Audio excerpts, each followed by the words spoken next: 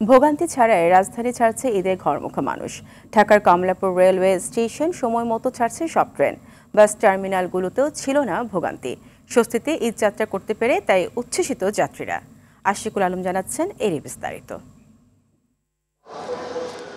নির্ধারিত সময়ের পরও যাত্রীদের ঘন্টার পর ঘন্টা অপেক্ষা, মিলত না ট্রেন। কিন্তু সময় বদলেছে, এখন যাত্রী নয়, ট্রেনই অপেক্ষা করছে যাত্রীদের জন্য।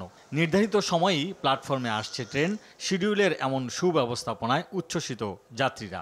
নানুর বাড়ি যাব আর দাদুর বাড়ি। আমরা গেট দিয়ে আসতেছিলাম, অনেক সিকিউরিটি ছিল, ভালো করে আমরা আসতে পেরেছি। স্বাচ্ছন্দ্য বোধ করছে, যেটা অন্যান্য বছরে দেখা গেছে বিভিন্ন প্রবলেম ক্রিয়েট হয়, বিশেষ করে ব্ল্যাক টিকিটের যে একটা প্রবলেম থাকে। এখন অবধি স্টেশনে সব কিছু ভালোই আছে। রেল কর্তৃপক্ষকে ধন্যবাদ, এত সুষ্ঠুভাবে যে আমরা যাইতে পারতেছি।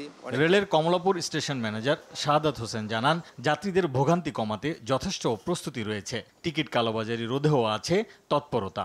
প্রবেশ পথে 3 স্তরে চেকিং করতেছি, যাতে টিকিট যার ভ্রমণতার এটা নিশ্চিত করা যায়। সব ধরনের নিরাপত্তার ব্যবস্থা আছে এবং ট্রেনেও নিরাপত্তার ব্যবস্থা আছে। এদিকে রাজধানীর বাস টার্মিনালগুলোতে দেখা গেছে ঈদে ঘরমুখী মানুষের ভিড়। ভোগান্তি ছাড়াই স্বস্তিতে ঢাকা ছাড়ছে যাত্রীরা।